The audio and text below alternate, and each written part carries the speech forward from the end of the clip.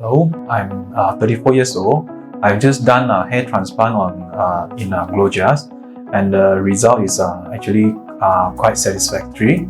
The transplant is going well, and there's no swelling on me. And then I think the Glojas team is very good, very professional, and I like the result very much.